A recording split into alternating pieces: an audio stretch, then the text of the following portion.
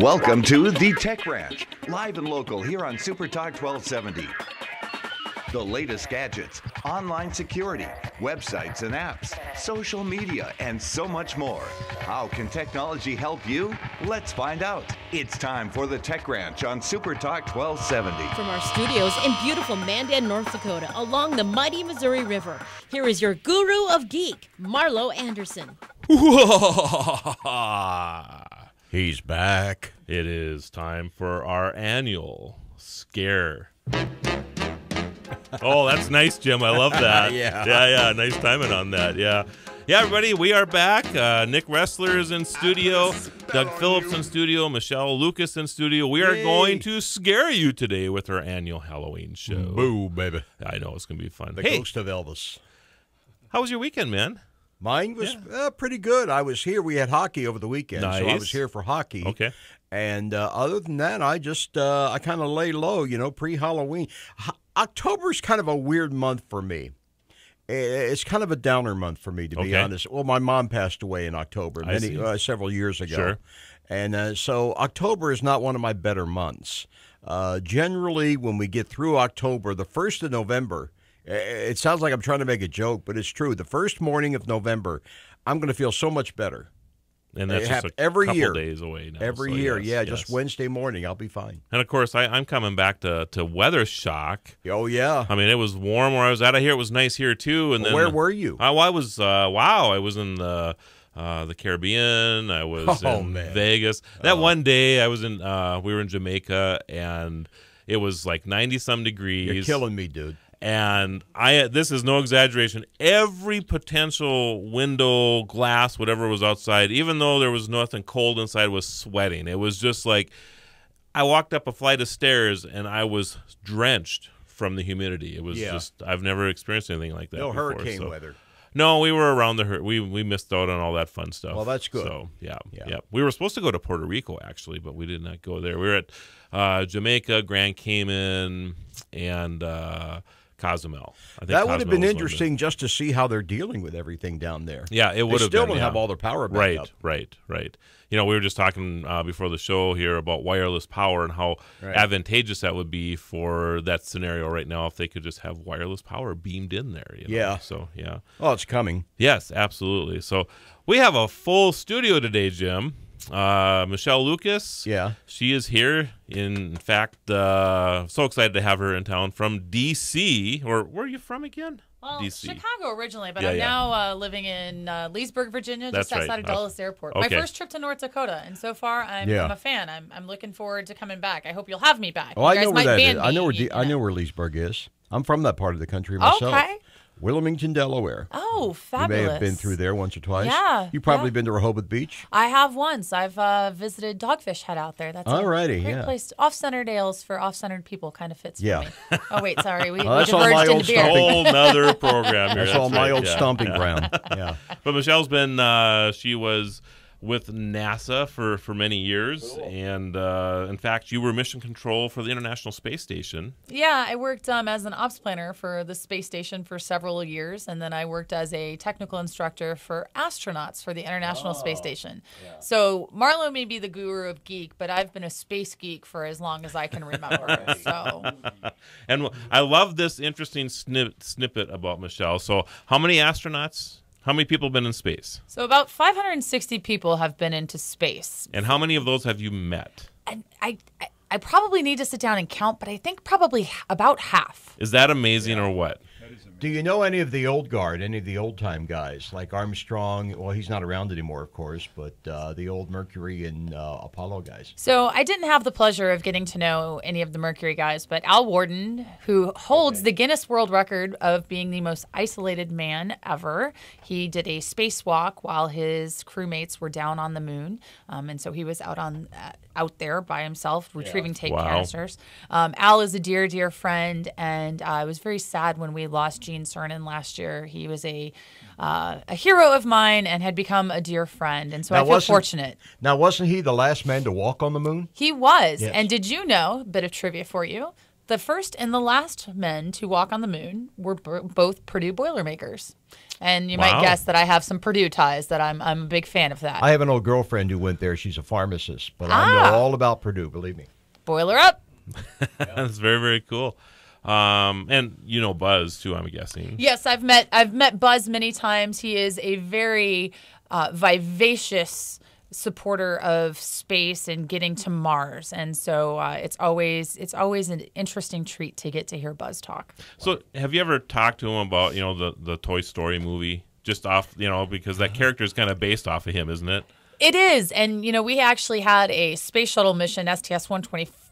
Flew Buzz Lightyear into space and brought it back, and it got its own parade down Disney's Main Street and all that good stuff. I have not asked Buzz about Buzz Lightyear. I don't know how he feels about that, and I'd like to stay on his good side. So I'm gonna skip the Buzz Lightyear question. Sure. Very cool. All right, and then we also have Nick Ressler with Awesome 2 Products, and Nick is our scare technician every year. In fact, I think you and I have done this show since I started the show, actually. How long has it been? Well, this will be our 5th October then, or 5th Halloween. Hard to believe, yeah. It is hard to believe. It is hard to believe. Time goes by fast. It does. Yes, and then, of course, Doug Phillip. Doug is with National Day Calendar. He is the social media guru over there. And he's mic'd up with 2 mics now. 2 mics. You're going to hear him in stereo, yeah. Big time. Big time. Well, yeah, it's glad to be here. Yeah, we're excited to have you here as well. So we're going to scare you with a little bit of space stuff, a little bit of social media stuff, and a little bit on the computer side. Internet. So let's talk about the latest virus that's running around there first thing. Yep. The first thing we got, the elephant in the room, Equifax or Equifax. Oh, yeah. We got to get people Equifax. to understand what's going on there. Okay.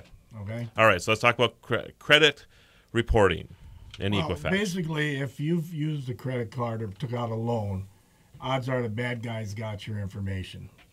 And you have to get it proactive and do something about it. And one of the things is the credit security freeze. Okay. And if you have a question about that, just Google it and go to the Attorney General in North Dakota, and there's actually some information. I've got a form here. There are 3 places that you need to go and get that done. So basically what you're talking about is, Equifax came out and stated that, that they were broke into, they were hacked, and all this information was stolen from them. They were not very forthcoming, with that information. It took many, many months for them to even state that this had happened. Release, they gave it a low number, right? Like $1 million, but It's now 150 million. Yeah, So, and you think about this. What do we have? 350 million people in the country. Yeah. So that is, and that includes everybody, including children, people who probably don't even are concerned about credit, or whatever. So this impacts almost everybody. So if somebody has your information out there, some bad person has your information, and the credits freeze that Nick is talking about is that you can go into like TransUnion and Equifax and Experian. Is that the other one? Experian. Okay. And you can actually lock your credit, meaning that if there's an inquiry that comes in, it will just get pushed back out. Nothing will happen. You have to actually go in and physically unlock it, the digital unlock, so that you can get your house loan or your credit card or whatever. But that stops the bad people from taking advantage of you too. So, and the cost of that is $5 in North Dakota. It's different in other states. For the first 2, and Equifax will give it to you for free. Okay.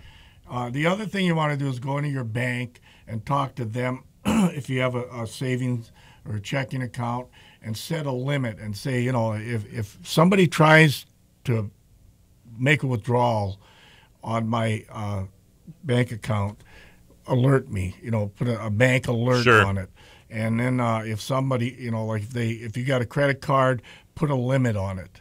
Because one of the tricks here is that if they have your bank account information, they can do a withdrawal, an ACH from your account. They don't have to write a check on it anymore. They can just electronically remove it as well. So, and I'm a strong believer in not doing online banking, because if you think about it, there's only 2 things you need to get into your bank account, and that's your login and your password. The bad guys have got software out there that monitor that, and if they've got that, they can clean you out. And everybody's under the impression that if they clean me out, it's covered by insurance, right? It's not. That's only if the bank goes out of business. Right. It doesn't cover you if somebody scams all your money. Right. Yeah. And the other thing too, I always think about is with Social Security numbers, right? A lot of times you have to give the last 4 or the last 6, right, to prove who you are. Well, if you're from any state in the country, it doesn't take a rocket scientist, hint, to figure out that if you're from if you know the person's birthplace, that like North Dakota, it's 501 or 502. You have a 50% chance of getting it right the first time if you got the last 6. Yeah. So it's crazy. Everybody, after the break, we'll continue to scare you. So come on back. Right now, 29. Dave Ramsey is heard here. Super Talk 1270. Follow the Guru of Geek at facebook.com/The Tech Ranch or Twitter at Guru of Geek or thetechranch.com. Here again is your Guru of Geek, Marlo Anderson. And we want to thank everybody who listens to the program on the Blueberry Network, on the Tech Podcast Network. If it's Tech, it's here. We're on the Roku, Apple TV, Tuned In, iTunes, and of course our own app, Radio Pup. Yeah. All kinds of places that you can listen to the show now or later. So, Jim, you got a question? Well, we were talking about the scary stuff with people and their credit cards and money getting stolen out of the account. A lively discussion during the break here. Yeah. What about those of us asking for a friend? No. What about those of us who use our debit cards a lot?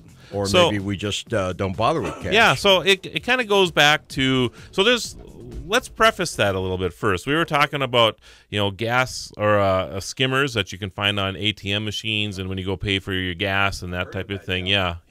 And so what happens is people will use your credit card or your debit card to fuel your car, right? You'll put your card in there, you'll pull it back out, and there's something in there that is skimming that information off the magnetic strip, which is why the chip has become so popular, by the way, because they can't skim that. Right. I don't know if you knew that or not, but if you have the choice, use the chip on your card. Now, not everybody has that option yet, right? So all that information on your credit card is obtained in that magnetic strip. So you swipe that, and then they'll have a skimmer, another piece of technology that's attached to that, and some of them are no bigger than a pinhead. That's what's scary about this. So you can't even see them anymore. They are so small. But most of them are those are the expensive ones. The least expensive ones is like a unit that slips over the top of it. Still looks like the regular unit. And then but the trick to this is they have to come back and collect that data. So they'll come back and they'll, after 4 or 5 hours, and they'll pull that skimmer off of there somehow or another, or at least get close enough so they can transfer the data via Bluetooth or whatever. So there's a couple ways that can be done. So some tricks to not fall into this, because I have been victim of this myself. I was in Vegas, and I was just telling everybody about that, and a month and a half later, somebody made a credit card with their name on it, maybe. But they had my information, and away they went, and they charged thousands and thousands of dollars against that credit card, So then, Nick, you were just talking about, beware of this stuff, because in your bank account, it really isn't protected, is it? No. So the only time it's protected is if the bank goes under. So if it's your personal money using a debit card, you're much more at risk than if you're using a credit card. Because the credit card, at least you have some recourse. You can say, I didn't make that purchase, and they will refund that back to, they'll open up your credit line or whatever.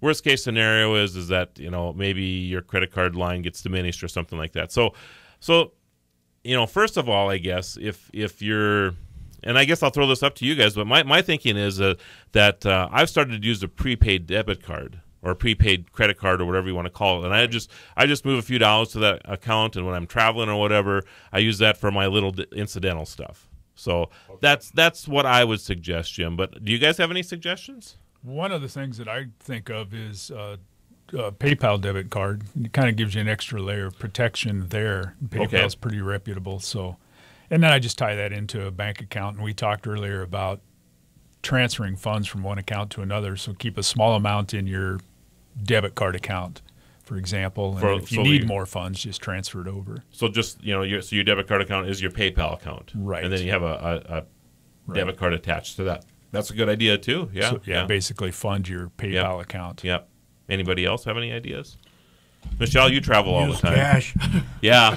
And see, it's funny because I grew up never carrying cash, living on the south side of Chicago. You didn't do it. And I still don't. And I travel about 60 or 70% of my year. Yeah. And so I'm very conscious of the fact that I'm going a lot of places that people have access to my data potentially. And so I have a credit card that everything gets charged to, but I don't use it like a credit card because I pay it off every month. Yeah. And so I don't charge anything that I can't afford. I'm not buying a $8,000 television and paying it monthly. Right. I use my credit card as here's what I'm paying for this month, and at the end of the month, here's the check to pay that off. And and the times that it has been compromised, which unfortunately have been several, I'm lucky that the credit card company's like, okay, we know it's not you, stop. Whereas if it were my debit card, that would cripple me. So what about like restaurants? You know, you and I, because we travel all the time, right? You know, we're in towns that we eat in all the time, and they bring the check to the table, and then they take your credit card away. Do you feel uneasy about that?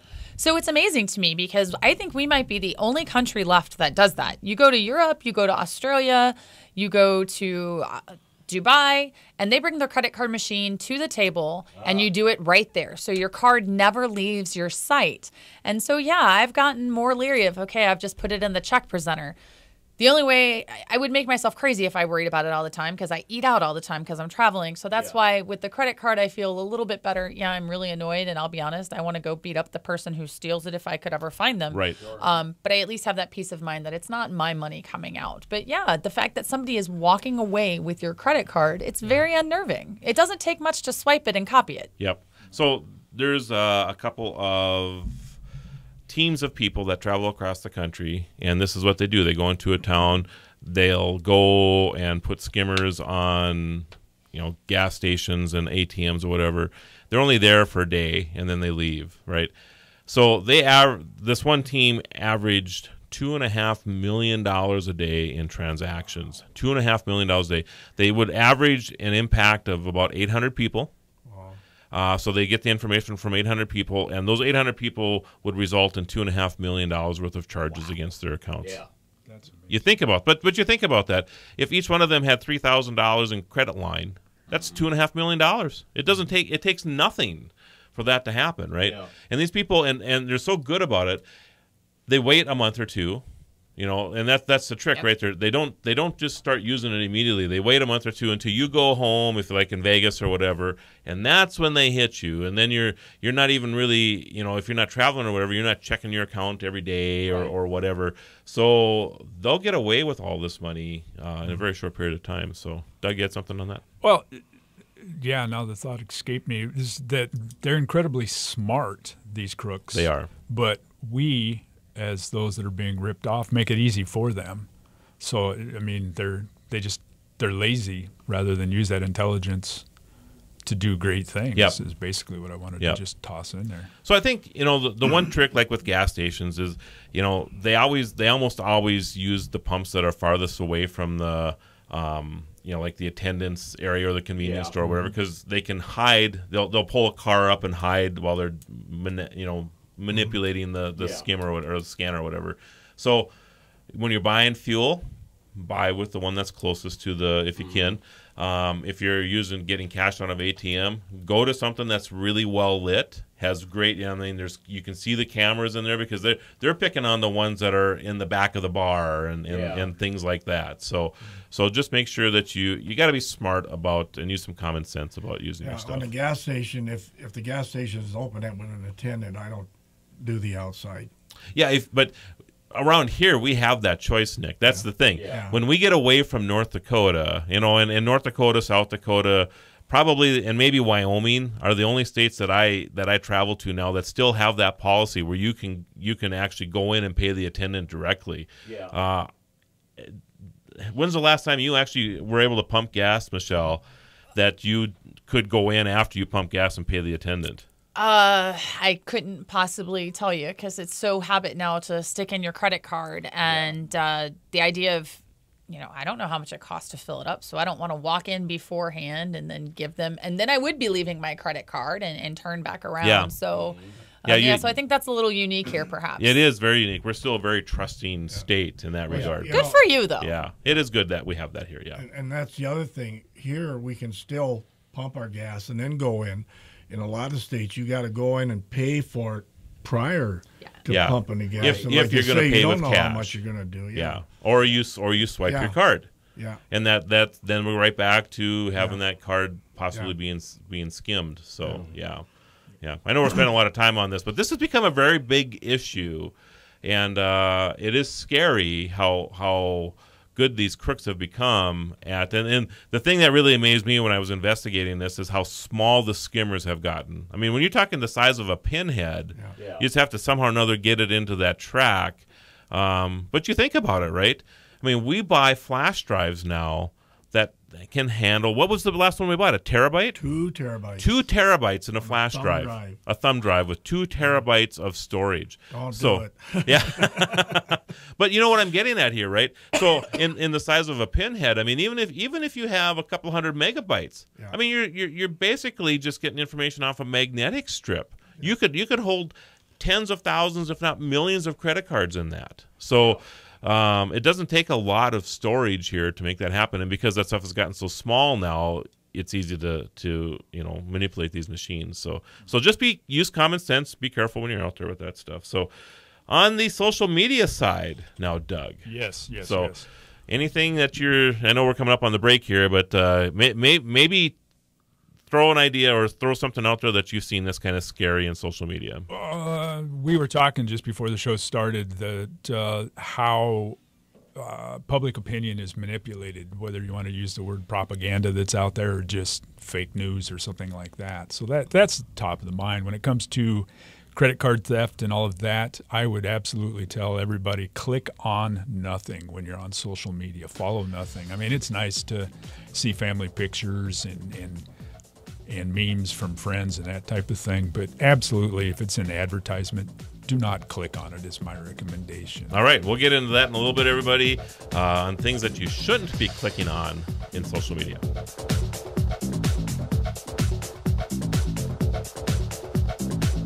Right now, 29. News and Views with Joel Heitkamp. Weekdays on Super Talk 1270. We're back to the Tech Ranch. Stream this program now at supertalk1270.com.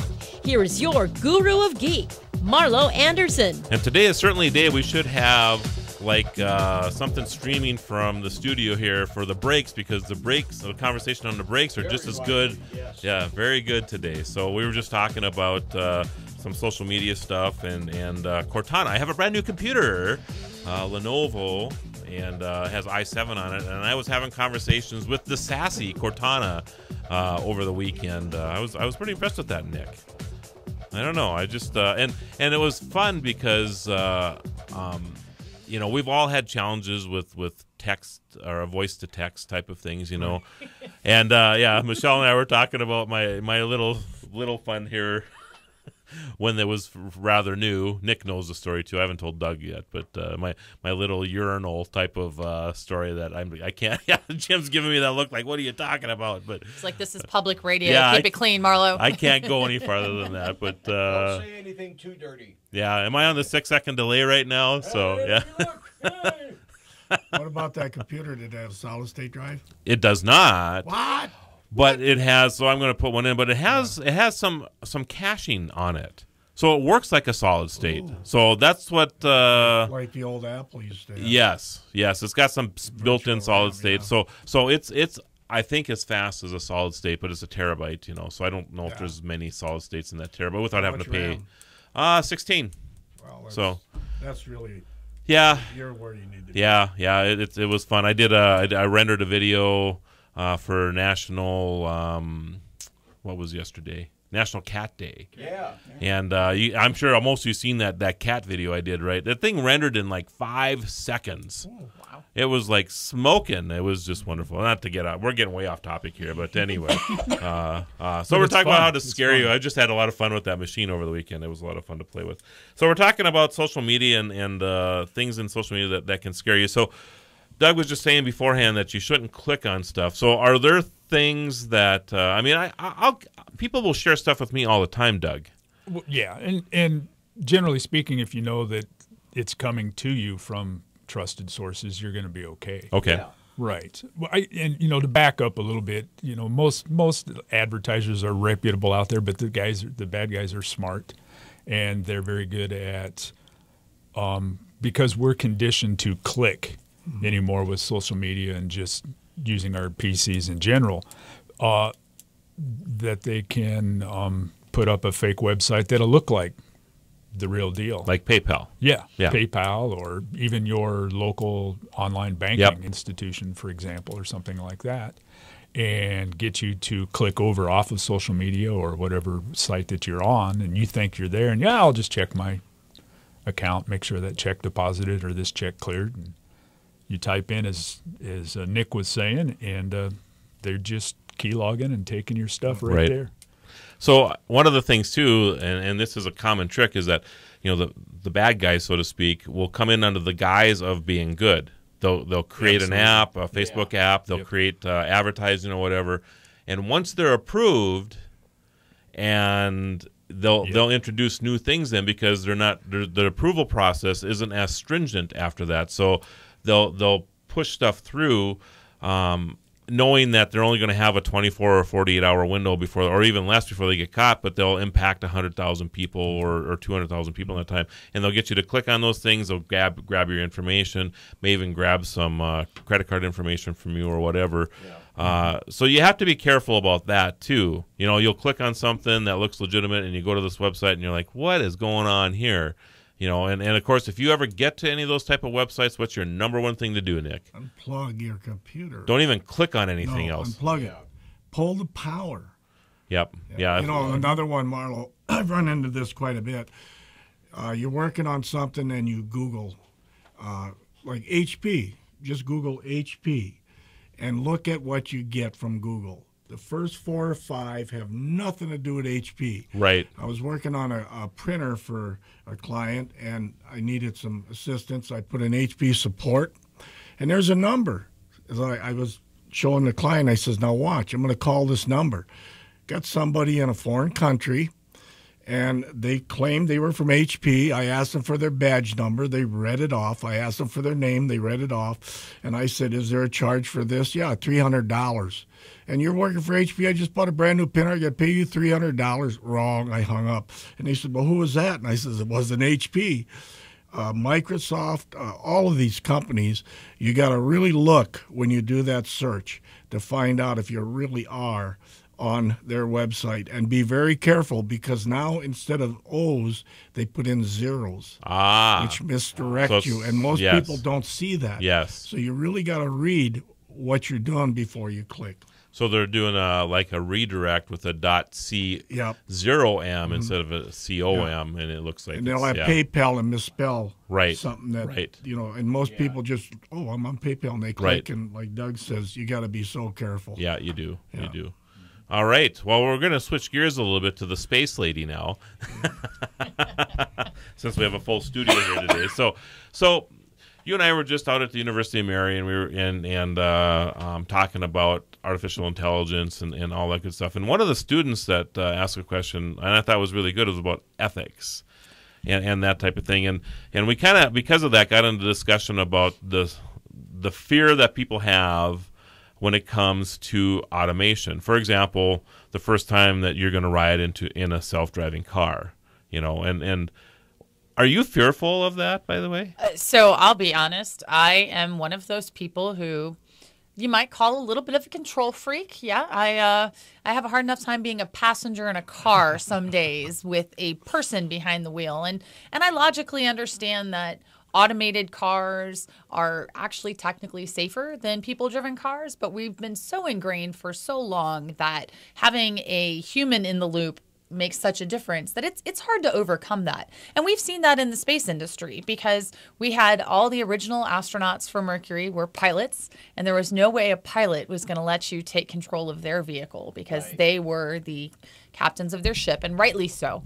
But now we run into, as we are expanding our space travel from just NASA to commercial space flight, the idea is that these vehicles are going to be commanded completely from the ground. So in a way, it's autonomous, because there's not a human in the loop in the actual vehicle. Yeah. And so there is a little bit of a, shall we say, a leap of faith that has to happen. And it's some of it's a cultural shift. I was telling Marlo on the way over, I've spent a lot of time on airplanes. People ask where I live. I say United Airplanes, because that's where I am all the time.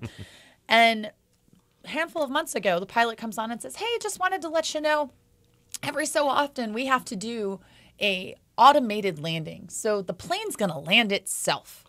And I watched the airplane freak out, right? I mean, you've got a couple hundred people on this airplane. Not everybody's comfortable flying.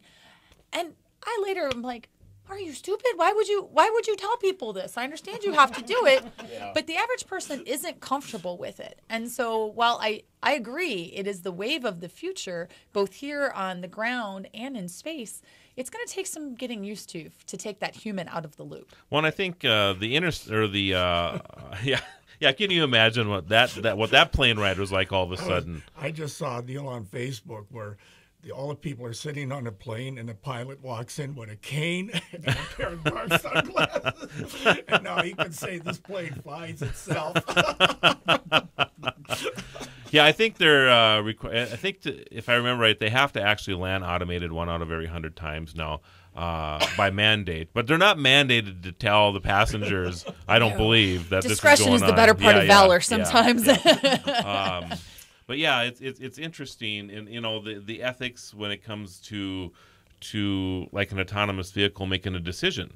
Do you kill the passengers in your car over pedestrians that are in front of you, for example? Yeah. Does that scare you?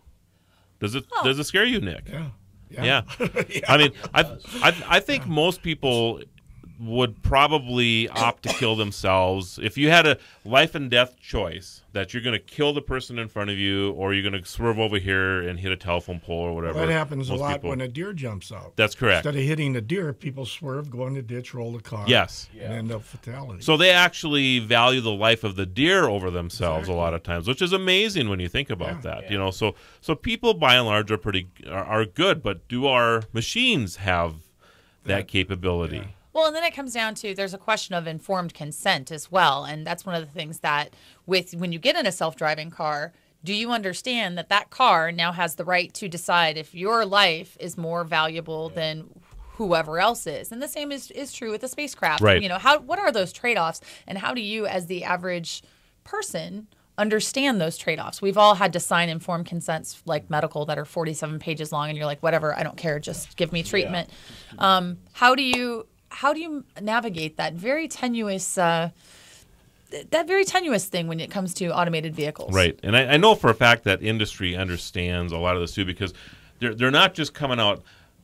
Autonomous vehicles are available. I mean, the technology is there. Most people don't realize this. I mean, I've been in 26 of them myself, and self-driving down roads. I mean, they're not maybe as fully functional as they would like to claim, or that they claim they're not as fully functional as they're letting on, but the technology is already there, but they know that people need to be baby stepped towards it, which is why you have self-parking cars, and now there's a couple vehicles that have lane keeping, so you can take your hands off the wheel, like Super Cruise and things like that.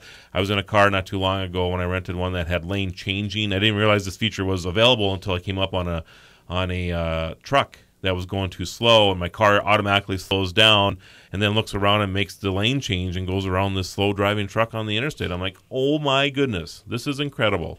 But it's baby stepping us towards that because they want us to get used to the technology before they take us to the next level. So yeah. Anything else in that realm? Anybody?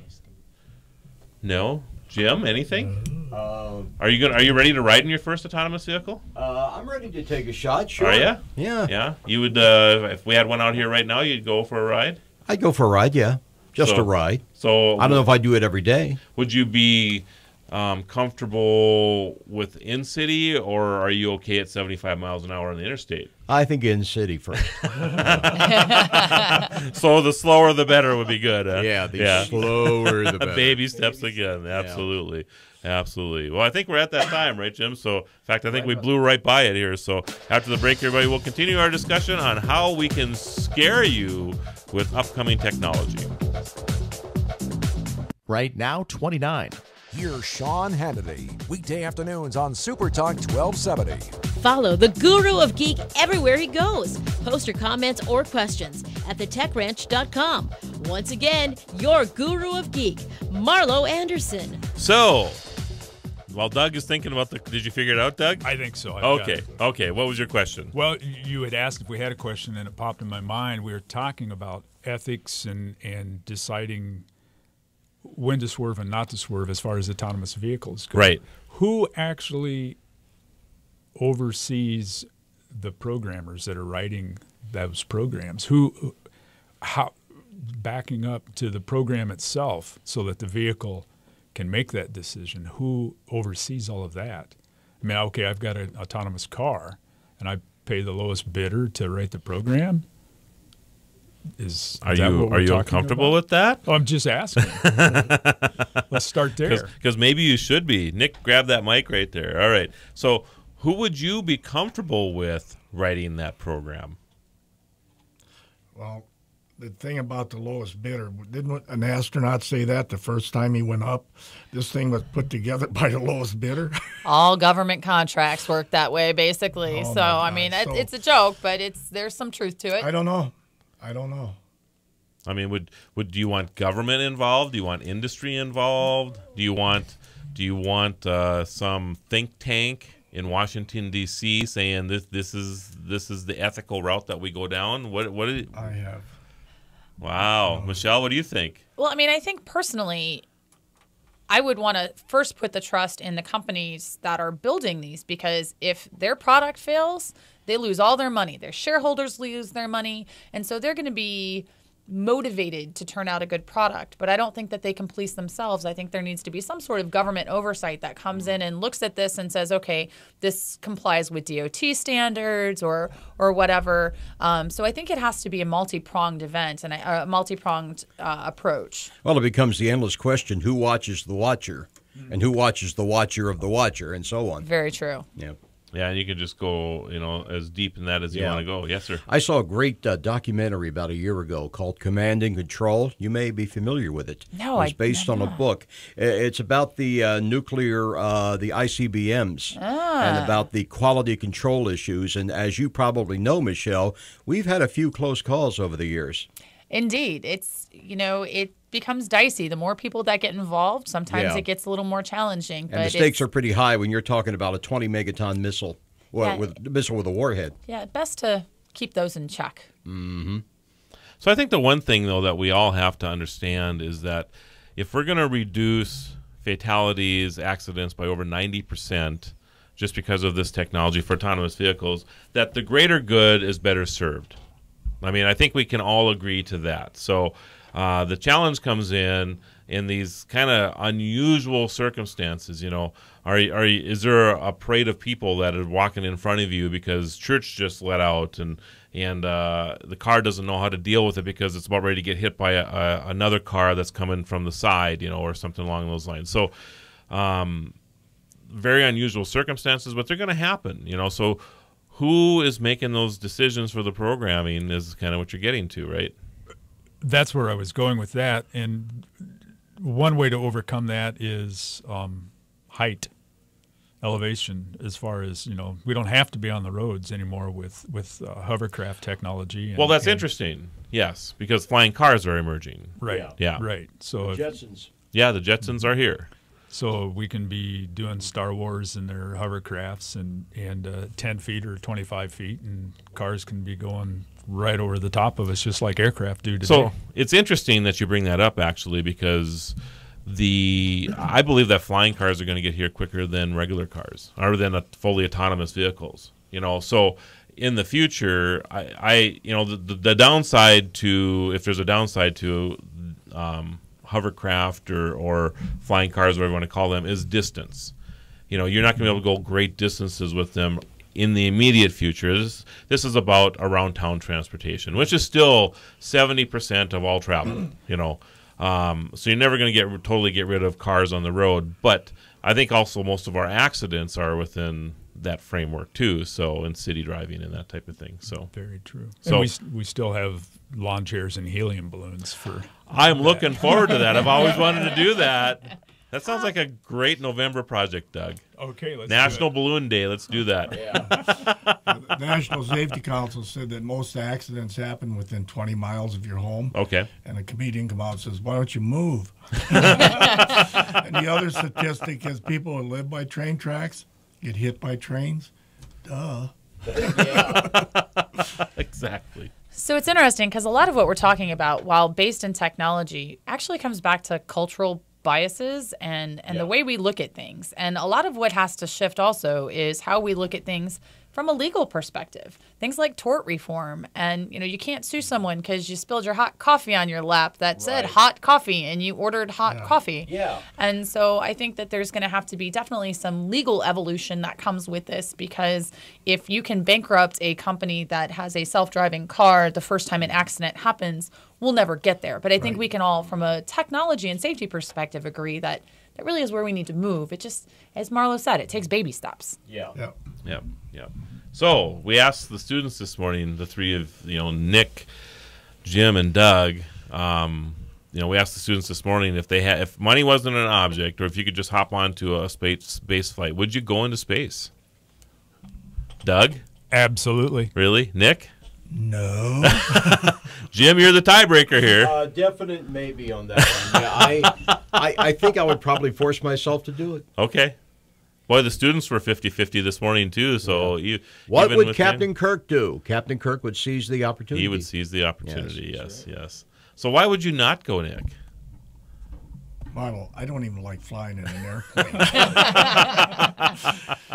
So it's just about the fear of flying, or that you just don't like the experience. I don't like the outcome when it fails. I guess that's fair enough. I don't think you would know if it did. Well, I believe if God meant us to fly, he'd have bought us the ticket. And I haven't seen a ticket, so no. Interesting. So any other thing? Let's maybe talk about AI a little bit, artificial intelligence. Well, since I have sure. no regular intelligence. I was going to say, I'm like AI. Artificial. I would like some AI because I'd really like it to run some of the things that I, don't have the brain power for anymore. It's really fascinating what we're able to do with technology and how it's able to help us make smarter decisions. And we've been doing this for some time in smaller facets. I mean, you think of AI and you think of 2001 Space Odyssey and taking over. But voting computers is a way of artificial intelligence, because what it's doing is pulling each of them and trying to determine. And we've been doing that in the space program for years as ways of helping make decisions in addition to having a human in the loop. There's going to have to be some autonomy and perhaps some artificial intelligence if we want to get out of our near-Earth orbit, because we have to be able to make decisions based on limited ability to connect with the ground for communication. Right. And you can't have everything in your head, so you have to have something that can help you make those decisions. Unfortunately, we're at the end of the program, and I wanted you to talk about higher orbits. So let's take the last 2 minutes here and tell us about what you're up to. So I'm a big believer that space inspires. I was inspired by space when I was 3 years old, and I followed my passion all along the way. I think that using space as a launch pad to get kids interested in science, technology, engineering, and math is a great way to do it. There are two things kids are interested in: space and dinosaurs. I know nothing about dinosaurs, so we'll stick with what I know. Space. We run a 3-day program called Go for Launch, where students get to work with an astronaut for all the days, compete to have their experiment flown to the space station. And thanks to the fact that we can autonomously run experiments in space on the space station, we have one student experiment up there right now, and we're launching 2 more on November 11th. So that's what Higher Orbits is about. And I love sharing the good word of space, because who doesn't love space? Even if you don't want to go, I suspect it still inspired you at some point in your life. I love it, but I don't want to go there. And more information can be found www.higherorbits.org, and anywhere that it says contact us. If you ever want to get in contact with me, I don't know who the us is other than the furry 4-legged one who barks at FedEx. He's the only other one in the office. So drop me a line. I'd love to answer your questions. Well, and it's possible. I mean, if we wanted to bring a Go for Launch here, we could do that, right? I sure hope we can. I would love to work with the brilliant students of North Dakota. That'd be great. It really would. So, all right, everybody, have a great Halloween.